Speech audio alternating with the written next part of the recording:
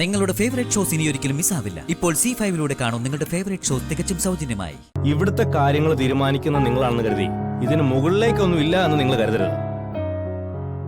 ഈ കുഞ്ഞിന് അതിന്റെ അമ്മയെ കാണാനുള്ള നീതി നിഷേധിക്കുന്നത് ഏത് നിയമത്തിന്റെ അടിസ്ഥാനത്തിലാണ്?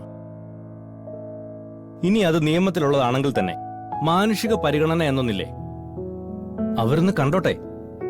കണ്ടെന്ന് കരുതി എന്ത് സംഭവിക്കാനാ? അത് SP സാറ് ഞങ്ങളെ വഴക്ക് പറയും. അതാ നിങ്ങൾ SP വിളിച്ചിങ്ങ് തന്നെ. ഞാൻ സംസാരിക്കാം അദ്ദേഹത്തോട്.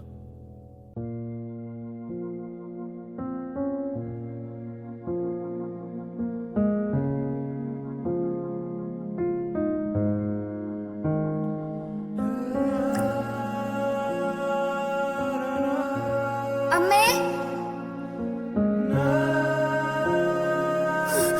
മോളെ,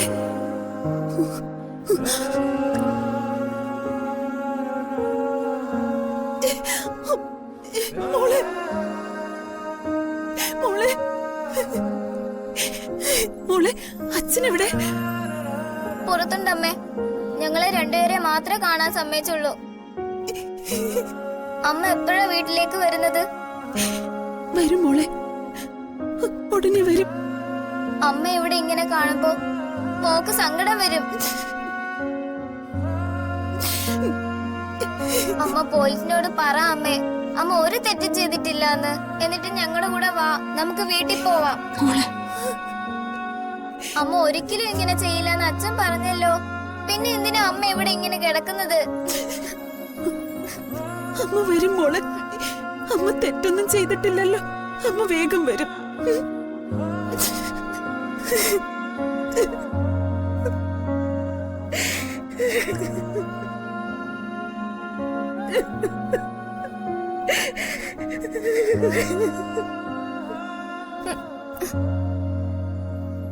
മോളെ, മോൾ അച്ഛൻ്റെ അടുത്തേക്ക് ചെല്ല്.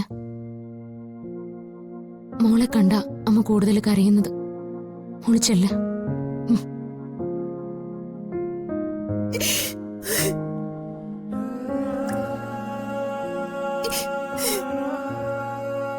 എടുത്തേ.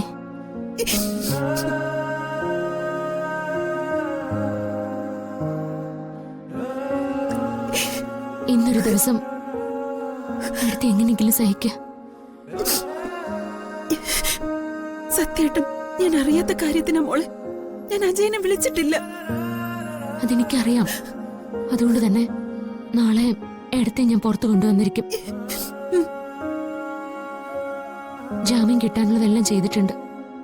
എങ്കിലും ജാമ്യത്തെക്കാളും എടുത്തെ നിരപരാധിയാണെന്ന് തെളിയിക്കാനാ ഞങ്ങൾ ശ്രമിക്കുന്നത്. ജാമ്യത്തിലിറങ്ങിയ എടുത്തെ തെറ്റുകാരിയാണെന്ന് എല്ലാവരും കരുതും. നമ്മളോടൊപ്പം എല്ലാവരും ഉണ്ട്. സച്ചേട്ടനും അനൂപേട്ടനും എല്ലാവരും. നമ്മളെ തകർക്കാൻ ആവന്തികയെടുത്ത് ഒപ്പിച്ചതാവും ഈ അറസ്റ്റ്.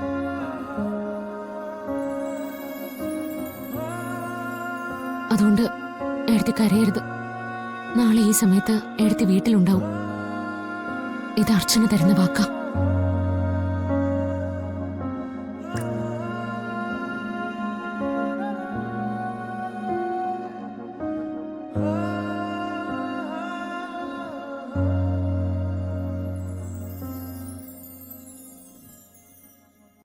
ഡൗൺലോഡ് ചെയ്യൂ C5 ആപ്പ്. കാണൂ എല്ലാ എപ്പിസോഡുകളും സൗജന്യമായി.